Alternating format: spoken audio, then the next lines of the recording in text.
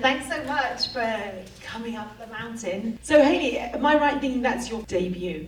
Yeah, I mean, I made some like very pretentious 16mm films in college that no one will see. We're screening them after this, actually. So what were the kind of initial sparks of this story? Well, actually, I was doing research and pre-production to try to make a documentary about these fake Iraqi and Afghan villages that have been built on military bases in the US for training purposes, where they create these hyper-realistic scenarios sort of built by film and TV people to help soldiers with cultural training and different types of exercises, but they're often slightly culturally offensive. And I don't know, so I was just interviewing lots of people. I was interviewing everyone from Iraqi and Kurdish women who were working on the base playing civilians to special ops guys who had trained there. And yeah, so I had kind of a trove of interviews, and then I got approached by the Prada Foundation they said, you know, would you like to make a narrative short film? And I was like, well, I have one idea. And yeah, so that's how it started. I'm sure it's an idea they hadn't heard before. Yeah. With the women that you were interviewing, did you speak to any of the women as well? You saw the interviews? No. You're like... Yeah, no, I didn't. I mean, I shared some of the stories, yeah.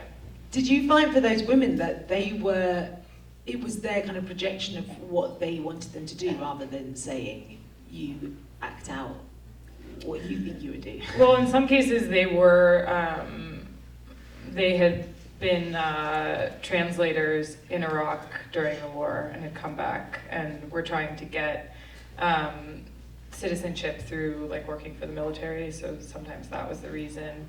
And other times there were Mexican and Honduran women that were working there, just like wearing burqas and having the time.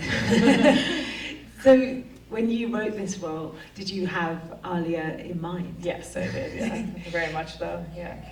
So you are half Iraqi. Is this the first time you've ever really got to play half Iraqi? Or Iraqi, yeah. Specifically 50%. Even in my real life, I'm playing Iraqi.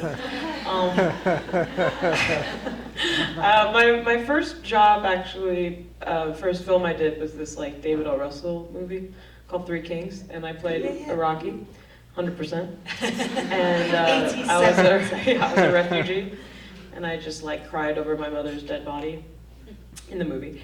And then ever since then, didn't ever play it again until this. So it was kind of like a full circle of my career. And now you're done. Yeah, now I ended here.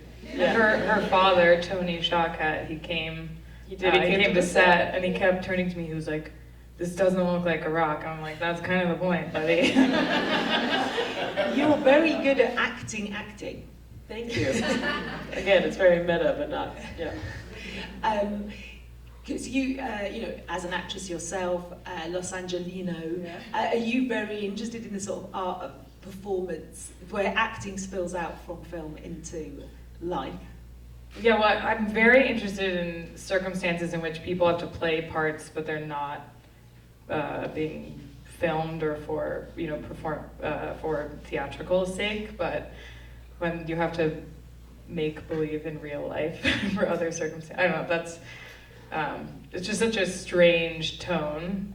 Yeah. And I also am really interested in the art of the self-tape, so. Did it remind you of any, do you have those sort of existential moments sometimes when you're acting and you kind of look around and you're like, what am I doing? Do you ever kind of have that? Majority of the time, yeah. The strangeness of the process. It only happened once, which I don't recommend, but I got stoned once on set and it was the worst nightmare of my life. I was like a glorified extra in this film and I was like, they're not even gonna see me. I'm like, I'm gonna get stoned. And so I did, and it was just like the worst. Like everyone was like doing their job, like collecting wire and stuff. And I was like, what is everybody doing? Why is everybody so busy? Doing what? And then I was like, this is a job. I gotta take it seriously. Sober, 10 years. Yeah. But no, it's not sober. Yeah, I'm sorry, not that, that's something to joke about. I just don't smoke weed on set anymore. The only sober person in the room. Support that, that's hard. So you're friends, and so was it nice to be able to work in that kind of collaborative process, or is she actually just a slave driver on set? And it was a nightmare. No, it was the best. I mean, she approached me in a taxi cab ride, I was saying. Like, we were in New York and where taxis are. And she was just like, yeah, I got asked, you know, to do this, like, me and you short film. I was like, that's so cool. And she, like, told me the whole premise. And I still wasn't expecting, I thought she was just, like, telling me about this cool new thing she was doing. I was like, God, that's so rad. And then she's like, but I want you to be in it. And I was like, really? I was like really flattered. Stop the car. Yeah, exactly. I was like, well, you're paying for the cab then. But no, yeah, I was so excited, and we were talking about it even on the way up here, just how really how smooth the shooting experience was. It was my mom always says like the fish stinks at the head, especially when it comes to sets. So that means you're the I have a very fish clean head. Stinks, but very fragrant. You were just a very good leader, and it was a very enjoyable experience, and like we got to work with just such amazing other you know, department heads and stuff too. So it was just like, yeah, it was really blissful. It was so fun. You've been acting for quite a while now. Yes, I have. Have you noticed at all, you know, as the film industry's been changing slowly, that there's more opportunities? You've been branching out, directing, writing, producing, more opportunities for these kind of different kinds of ways of working, more collaborative, where the roles getting more kind of mushed together and stuff.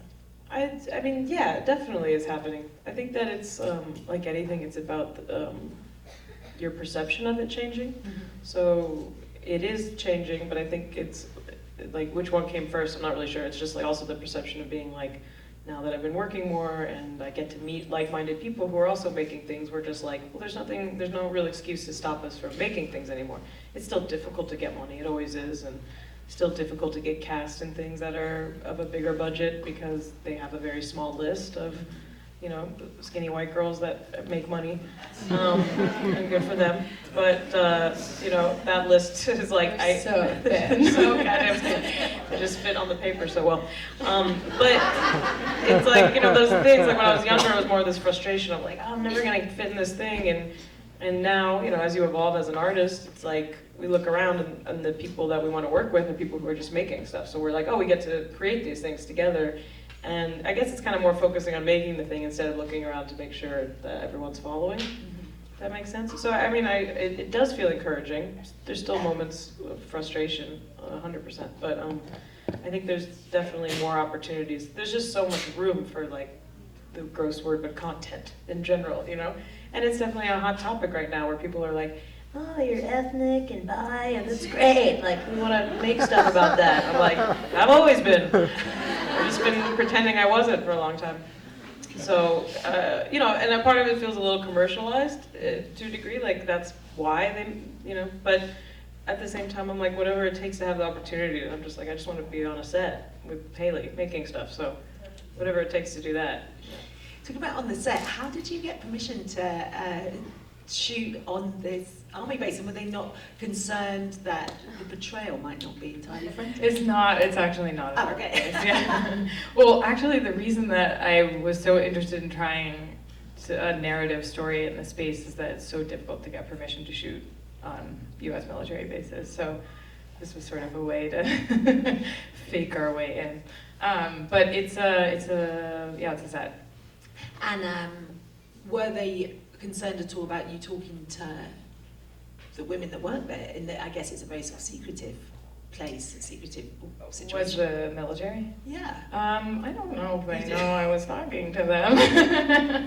I don't know. I mean, I definitely asked a number of questions that were not answered. And when I was interviewing people, a couple of things that seemed touchy. Like what? I don't know. I mean, a couple of people I was asking, like, don't you think it's a little offensive that, like, they're spraying chai scent in the air? I don't know, like, I don't know, things like, and they didn't really want to go there with me. I was wondering, are there any burning questions in the audience? Anyone that'd love to ask Alia and Hailey? Rebecca? I'm a little bit curious about the Miu aspect. Mm-hmm. Like, would you consider it a fashion film on some level, or? I mean, they have a series that they started about 10 years ago, I think, where every year they give 2 women the opportunity to make a film, and there's sort of no rules. They just provide the costuming. Yeah, I mean, the clothes are in there. I don't know. To me, I don't know. Did you want to buy anything? That's why we're really here in the back. I don't know. I guess it's not like fashion centered to me, but they certainly exist. I mean, it seems like these projects have actually been quite a great thing, because I know there's a lot of like Natasha Lyonne and people who's, you know, been encouraged to direct for the first time with different labels and with really amazing results. Like, it's almost been a good way of just like pushing some people over, but some very confident people that you wouldn't think needed pushing anyway. But it has opened the door to give them the confidence to close heavy. Yeah, I mean, like, you can get your money from like nice ladies that make nice clothes, or douchey men that want to give you money, but I don't know, there's lots of ways to get money. And there are not a lot of ways to get money at the same time. Like, just having a dress in it doesn't seem a big price. The wardrobe fits in so well too. I remember I was like, is this gonna feel like I'm putting on some kind of, like we're shoving it in, but they float so well with the actual story. It's amazing. Yeah, no, I was like, nice work. The dress is like, and I get like the way he manages to shoot the whole thing. He's like, yeah. Like, But that's a classic self-tape trope where they have to scan your body. Why do they do that? And whole dress. Yeah.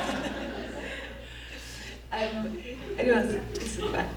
Hi, the question of authenticity is brought into the film in various ways, and it kind of brought me to feelings of Orientalism and mainstream media, and the ethical dilemma of what is more ethical, making other brown people play Iraqis, or actually making Iraqi refugees perform in their own violent past in a reenactment of things that they actually came from and saw, and I'm just curious what both of you feel about that. I'm glad someone was paying attention. I was going to ask that. Very good question. Yeah, I mean, for lack of a better word, I think it's funny. Honestly, it's like, I think that my favorite kind of humor comes from the things that are the kind of sickest in a strange way, and that mess with identity. Yeah, I mean, I think the way that Hailey approached it was so smart, that it has this kind of, wit to it, and that at the beginning, I remember when we showed it at the first time, and my mom told me afterwards when she saw the opening scene where I'm like crying, she said she had a moment where she was like concerned. She was like, oh, this is bad. She was like, this is like cheesy acting, you know what I mean? And then it just like looked really fake. And she was like, oh no, I got concerned that you're a bad actor. I was like, thanks, Mom. But I was like, I thought that was so funny, because it's like, it's almost like, and not to get too heady, but like in the world we live in, like the crazier the shit happens, the more we kind of just accept it. So we go watch something, and if it's told to us that it's real, we're like, okay, I guess this is our reality now. Instead of being like, this is insane.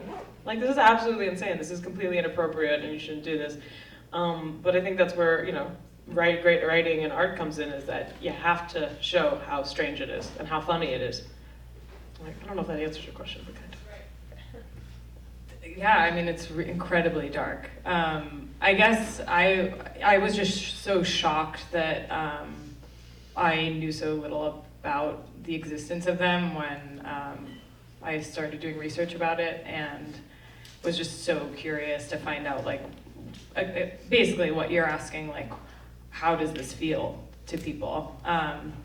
And oftentimes that was sort of like the hardest question to get answered when I was doing the interviews, but hopefully I will be able to make a documentary about it soon, and you can see if those questions are answered. But yeah, it's a very extreme environment. It's such a straight, the idea of like creating this construct so they can get a sense of reality is, we see, quite paradoxical. Are you familiar with the paintball place that's in Upland? I guess it's an Iraqi village. No. So I think that that's open to the public, and to me that's really, really sick, because that's just civilians going in there and just, yeah. That will not be our team building exercise. I wanted to continue with the question before that about cats and this thing that happens in Hollywood with non-Arab or non-Muslim actors playing these parts from our region. Did you consider in building your team making sure that you had Arab crew members in cultivating that?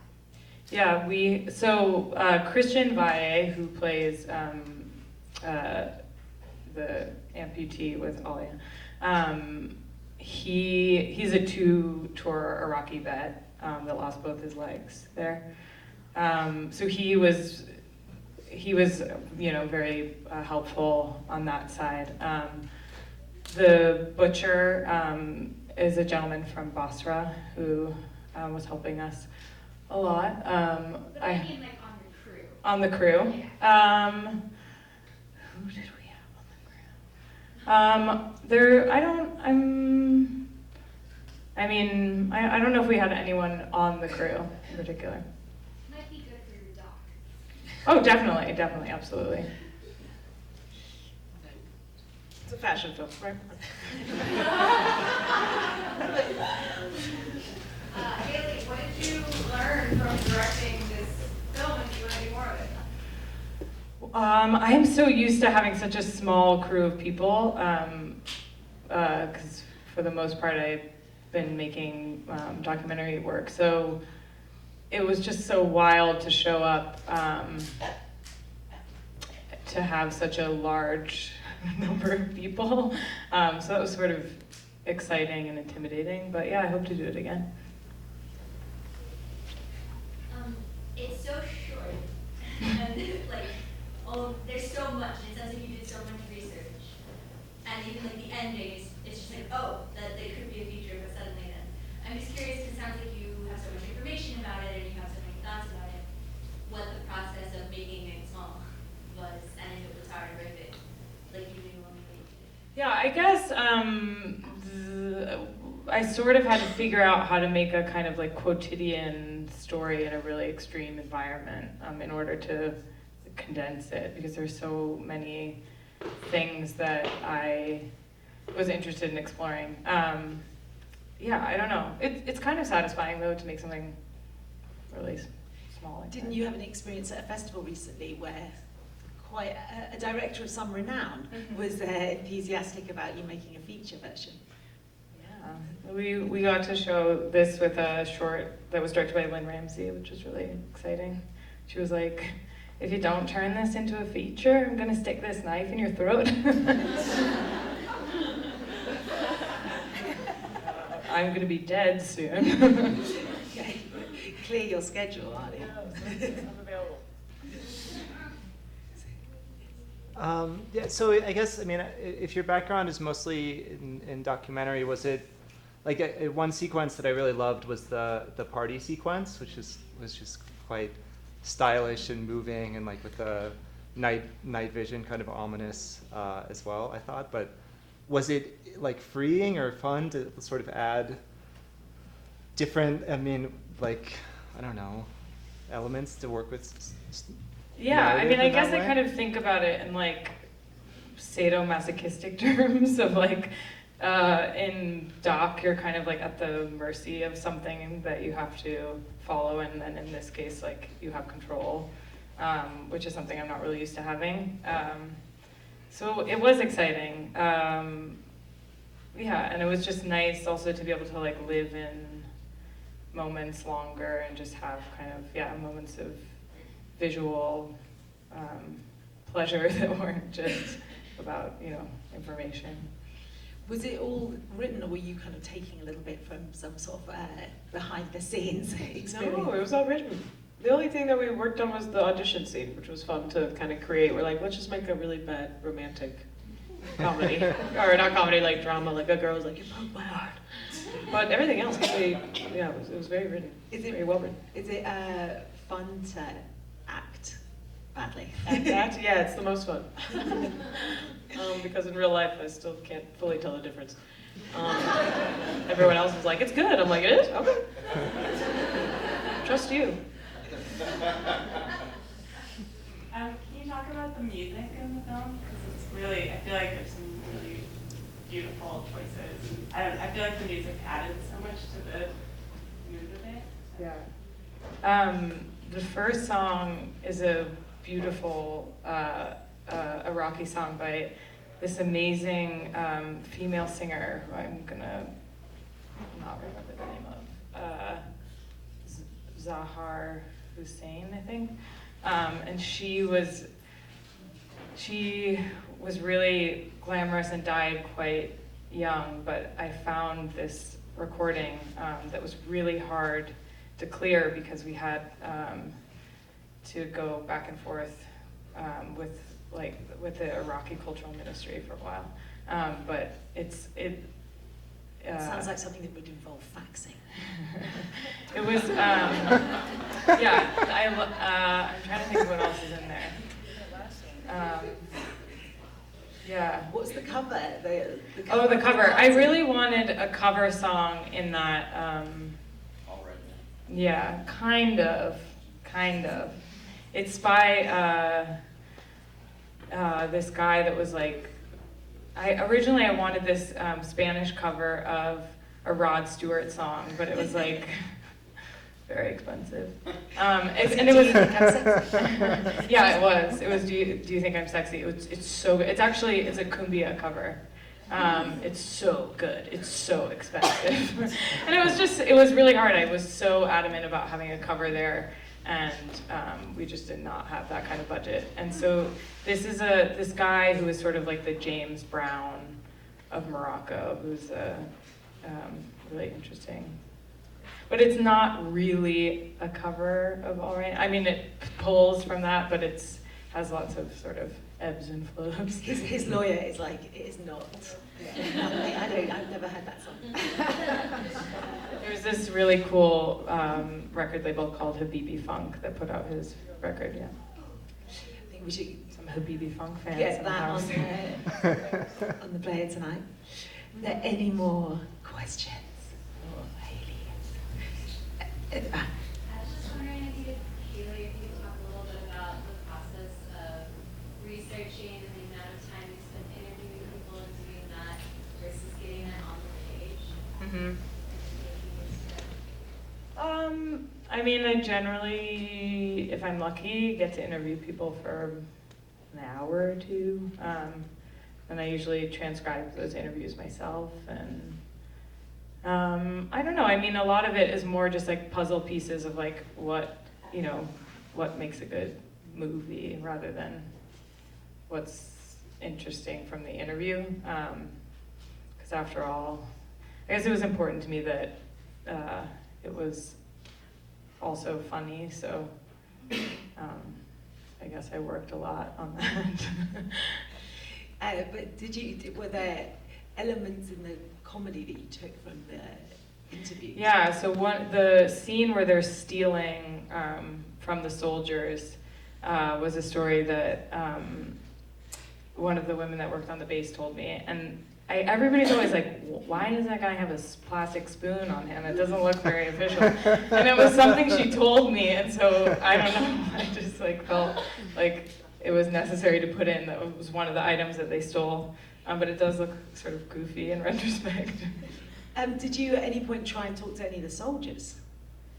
Soldiers that had worked on the base. Yeah. I interviewed a lot of them, yeah. And what was their experience? Were they alive to the fact that this was a very strange process? Some of them found it really effective. Mm-hmm. And Christian, who plays Rafa in the film, he said that he would have been interested to have gone through it because it didn't exist when he was deployed, which I thought was sort of interesting. I think some of them understand that there's like a bit of a Disneyland aspect to it. But from their perspective as well, it's sort of kind of what sort of softens the blow of being somewhere that is completely different to their. Yeah, I mean, I don't want to speak too much for them because I don't know Yeah, exactly what their experience is, but yeah, I mean, I don't know. Can you talk about the title and how you landed on it? Yeah, Iraqi-Arabic is incredibly poetic. The phrase "SHAKO MAKO" means sort of a casual phrase, means what's up, but if you translate it literally, it means what is everything and nothing. And so, I don't know, there's something kind of like, just that this colloquial phrase is so existential, I thought was really important. And when they greet each other in the market, even like "how are you" Shlonich translates to "what's your color." I don't know, there's just a really beautiful, it's a beautiful language. Was that resonating with you, that you got to? Yeah, I mean, that's, yeah, my dad, like, it's a lot harsher than other, like, Fusha, kind of like regular Arabic, and it's like, I don't know, it's kind of like cool slang, and it's, yeah, just what I heard growing up, and my dad always would say that, "SHAKO MAKO," just like that. So my dad talks, he's a rapper. But yeah, no, I think it was really cool. It was fun to speak Arabic too, because I'm trying to learn, so it was cool. Was that a nice moment with your dad to be able to? Yeah, well, as Hailey was saying, he was interested in coming, and he really enjoyed himself, but he was like, "This is not real. You know, it's not very authentic." And I was like, "Dad, it's a film, first of all. Like, give me a break." And then, like, also off camera when we were doing the kind of dance, you know, sequence, I was playing Habibi Funk soundtrack, which is a mix of all different, like, you know, Arabic, Moroccan, East Asian kind of music. And I was playing it, and it was just so we could all dance, like me and the extras and stuff and the other actors. And my dad was like, "This is not authentic Iraqi music."